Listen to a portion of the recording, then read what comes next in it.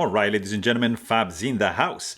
And today I'm in the house with the Defcon Barracuda here with me for a quick review. But hey, don't forget to like the video and to subscribe to the channel if you're enjoying this kind of content. Let's see what's in the box. There's a nice foam piece right there, and then you've got your Allen key to take it apart, which is always a good sign. You have a set of extra hardware, which is blue anodized, and then you have like a velvety pouch with inside your Barracuda. And we're gonna just check it out real quick. This is an interesting piece, guys. It's a titanium frame lock with stainless steel lock face insert, D2 steel with an overall length of a little bit over 8 inches, 8.2, and 3.5 inch long blade.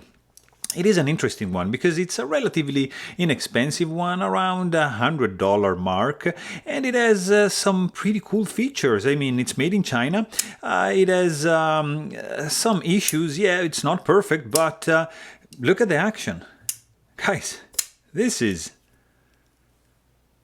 a ridiculous action for a $100 knife, and it's interestingly done.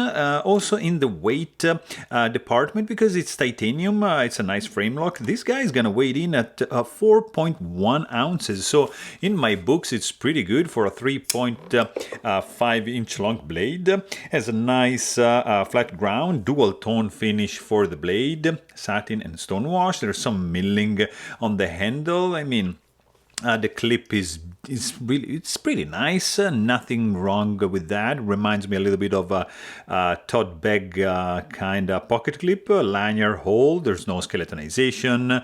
Hardware is pretty straightforward. The T8 Torx bit, but the action, guys, it's insane. Like, it's very, very good for a relatively inexpensive knife, and I think they pretty much killed it with this guy over here. But if you want to know more, please check out my full-length review, and don't forget to subscribe. And thanks for watching. Stay tuned.